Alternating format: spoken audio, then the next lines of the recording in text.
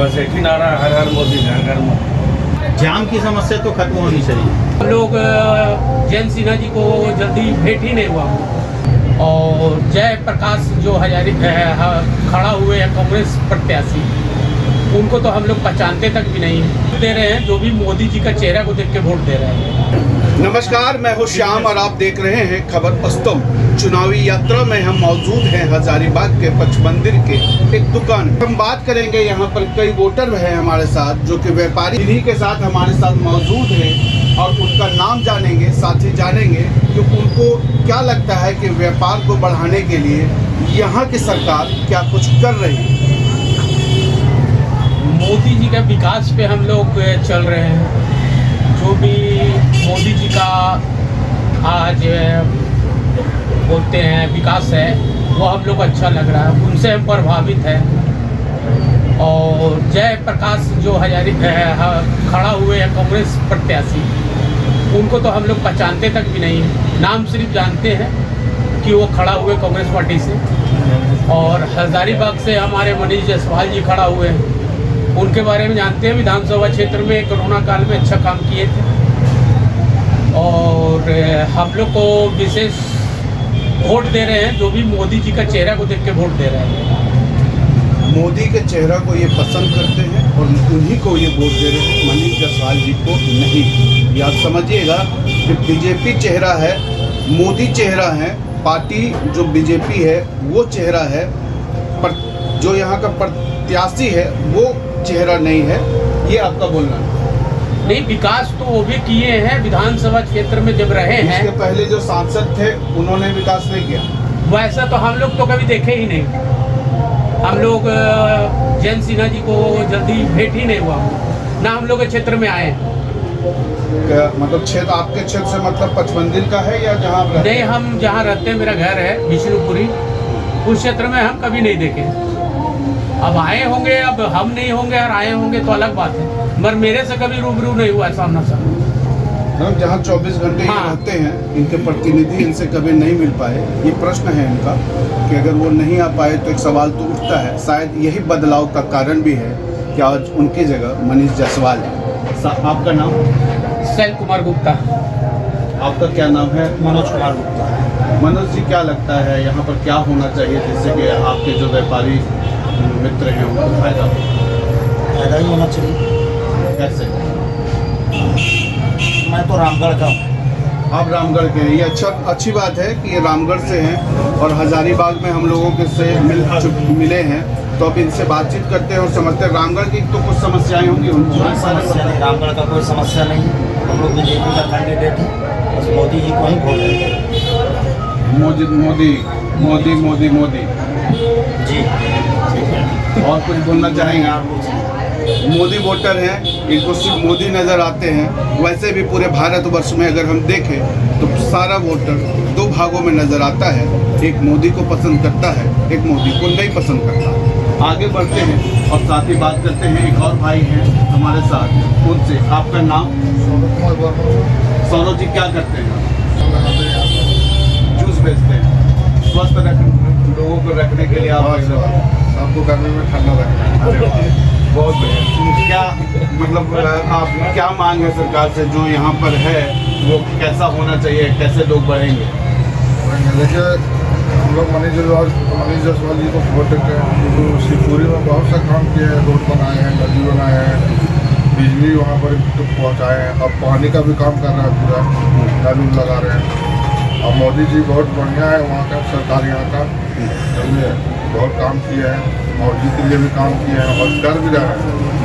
हम लोग बीजेपी को वोट देते हैं। बीजेपी को पसंद करते हैं और बीजेपी को ही वोट देंगे, ऐसा इनका करना। ऐसा कुछ लगता है आपको? आप देखिए, आप बहुत छोटे स्तर के बिजनेसमैन हैं और बहुत बड़े बड़े बिजनेसमैन भी हैं यहाँ पे। आप दो सारे लोगों को देख रहे हैं। आपको ऐसा लगता है कि व्यापारी संघ के लिए ये अगर हो जाता तो हम लोग और आगे बढ़ सकते थे? हजारीबाग का जो व्यापारी है वो आगे बढ़ता तो यहाँ के लोग भी बढ़ते, फायदा होता है यहाँ के लोगों को। नहीं लगता? ठीक है, अपनी अपनी सोच है। आगे बढ़ते हैं। एक खास साथी हमारे साथ हैं, उनसे बातचीत करते हैं। आपका नाम? अवधेश जी, क्या लगता है, सबसे पहले तो अपनी समस्याएं बताइए, जो व्यापारियों का समस्या है उसको आप रखिए। समस्या हम लोग बिजनेस जीएसटी होल्डर में आते हैं, कंपोजिशन प्लान में है। जीएसटी में थोड़ा हम लोग को प्रॉब्लम हो रहा है। जीएसटी में देखिए, जीएसटी जो है पढ़े लिखे लोगों का, नॉर्मल आदमी तो जीएसटी फाइल कर नहीं सकता है। अब इसके लिए हमको अकाउंटेंट रखना पड़ता है। पहले तो बैठ में ये समस्या नहीं थी, अभी हम लोग को समस्या खड़ी हो रही है। और जीएसटी में हम लोग को समझ में बहुत कुछ नहीं आता, कहाँ पर क्या प्रॉब्लम है नहीं है, जो भी है अकाउंटेंट पता है। अब छोटा व्यापारी है उसको खर्चा पड़ गया। तो मोदी जी से हम लोग यही रिक्वेस्ट करेंगे कि जीएसटी को थोड़ा ईजी बनाया जाए, कि हम लोग को काम करने में सुविधा हो। बाकी मोदी जी का सारा काम अच्छा है। मोदी जी का काम अच्छा है और जीएसटी को लेके हमें थोड़ी सी परेशानी है। यही मैं चाह रहा था कि जो व्यापारी संघ है कब इस बात को रखता है। 18% जीएसटी है, 18% भी आप लोग 18 नहीं 5% नहीं है, 5%। हाँ। लेकिन जो भी है थोड़ा उसका प्रोसेस हम लोग को इजी हो जाए। 5% देने में दिक्कत नहीं है। एक अकाउंटेंट रखेंगे, उसको कुछ पैसा ये देंगे, उसके बाद वो सारी चीजें करेगा। एक सीए रखना पड़ेगा, ठीक है, ठीक है। 2 खर्चा इनका बढ़ जाता है। तो जो पैसा देने में कोई दिक्कत नहीं, जो आप मांग रहे हैं वो देने को तैयार है, ऐसा इजी कर दीजिए। उसको ऐसे फॉर्मेट में ले आइए कि जो भी व्यापारी है खुद से कर, वो खुद से कर सके। तो उसको 2 रुपया जो वो दूसरों को दे रहा है वो उसके पॉकेट में जाएगा। ये इनका एक रिक्वेस्ट है। और क्या कुछ करना चाहेंगे? और तो कुछ नहीं, और तो बहुत अच्छा है सब। वोट किसको देंगे? वोट तो बीजेपी को जाएगा, बीजेपी को जाएगा, चाहे मनीष जायसवाल हो चाहे कोई हो। कोई हो, मोदी आज जी अगर है, जयंत सिन्हा जी होते तो आप उन्हीं को वोट देते। देना पड़ता, देना मजबूरी है, पड़ता। मजबूरी वो है। मजबूरी होता, मजबूरी है। वो मजबूरी होता। समझिएगा बात को। मनीष जायसवाल को लोग बहुत पसंद कर रहे हैं और ये वोट उन्हीं को देंगे। लेकिन जयंत सिन्हा अगर होते तो एक मजबूरी होती। बात समझिएगा, अगर समझ में आ सके। आपका नाम? मेरा विशाल कुमार नाम है। विशाल जी, आपको क्या विकास दिख रहा है हजारीबाग? विकास तो मोटा मोटी ठीक ही है। जैसे जैसे कि टाउन में तो बहुत सारा काम हुआ है ना? नाली है, सड़क है, जहाँ जहाँ नहीं था तहाँ तहाँ पानी, बिजली सब का समस्या दूर हुआ है। और बस एक ही नारा, हर हर मोदी घर घर मोदी। हर- बस हर 100 मोदी कहानी घर का घर एक कहानी ठीक है बस। यहाँ पर जो व्यापारियों की बात कर दी, सड़क पे हम चल रहे हैं। अभी हमने देखा कि कई सारे लोग हैं जो दुकानों को सड़क पर ले आए। ये दिक्कत नहीं देती आपको? नहीं, सड़क पर क्या दिक्कत है? फुटपाथ तो शुरू से ही चलते आ रहा है, वैसे क्या दिक्कत है? कोई दिक्कत नहीं। अगर फुटपाथ वाले को कहीं व्यवस्था दिया जाए तब तो। ये एक समस्या हुआ ना सर। फुटपाथ वाले कहाँ का मने? देखिए, जाम का जो एक समस्या है यहाँ पे हजारीबाग में, इतना ज़्यादा समस्या है। जाम का बहुत ज़्यादा समस्या। और सबसे बड़ी बात क्या है ना कि यहाँ शाम के समय में तो इतना जाम होता है। उसके कारण आज एक महेश्वरी चौक पे एक टोटो पलट गया। तो कुछ उदंड तत्व भी रहते हैं जो बाइक को बहुत स्पीड में चलाते हैं, कुछ स्लो चलाते हैं। लेकिन क्या है कि जाम का जो समस्या है यहाँ पे बहुत अधिक। इसके बाद ना उससे यदि मेरा तो क्या? मतलब बाद बाकी तो सारा ठीक है, लेकिन जाम का समस्या यहाँ बहुत ज़्यादा है। जिससे मान लीजिए किसी को हॉस्पिटल जाना हो, किसी जरूरी काम के लिए निकलना हो, तो जाम में फंस के आधा घंटा इधर समय बर्बाद कर देगा। ये सब चीज़ का तो समस्या है। ये संतोष कश्यप हैं, हमारे बचपन के मित्र भी हैं। और प्लस एक चीज़ और बोलना चाहेंगे, यहाँ रोड में बहुत सारा जो वो पाइपलाइन का काम हो रहा है ना, तो उसके कारण पुराना जो पाइपलाइन है ना वो सारा फट चुका है, वो वाइब्रेट मशीन के द्वारा। लेकिन क्या है कि उसको न रिपेयरिंग किया जा रहा है, रोड में पानी बहता रहता है। बहुत सारा ऐसा जगह है जो ये समस्या का समस्या हो रही है। सड़क तोड़ दिया जाता है, बनाने में भी लेट होती है। यही सब है। बाद बाकी तो सारा चीज़ ठीक है। बिजनेस से रिलेटेड कुछ समस्या? बिजनेस से रिलेटेड क्या, बिजनेस तो व्यापार जो है, जो पहले था व्यापार, वैसा व्यापार तो है अभी। वैसा तो कोई दिक्कत नहीं है। व्यापार में कोई दिक्कत नहीं है। व्यापार में कोई दिक्कत नहीं है। बस व्यापारी वर्ग खुश है। हजारीबाग में ऐसा कुछ लगता है आप लोगों को? आप सभी में से कोई भी बोलना चाहे तो बोलिएगा कि हजारीबाग की ये समस्या है जो कि खत्म होनी चाहिए। जाम की समस्या तो खत्म होनी चाहिए। अरे एक और चीज़ है सर, हम लोग को लंबी दूरी का ट्रेन मिलना चाहिए, जिस पर सरकार एक कोई ध्यान नहीं दे रही है। ऐसा ट्रेन दे रही है, पटना के लिए वंदे भारत मिला, हर एक वर्ग तो उसमें सफर नहीं कर सकता है। निचले वर्ग के लिए तो कोई सुविधा होना चाहिए, कोई सुविधा होनी चाहिए।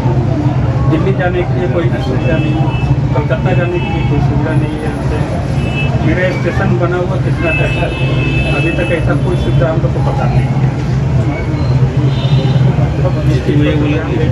जीतू भैया बोला। और कुछ आप बोलना चाहेंगे?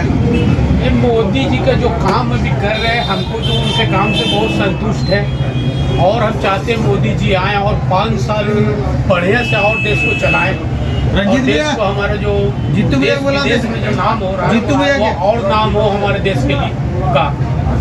मोदी जी जो भी अभी विषय पे काम कर रहे हैं, मोदी जी 3 तलाक पे काम किए, धारा 370 पे काम किए, सब काम उनका सराहनीय है।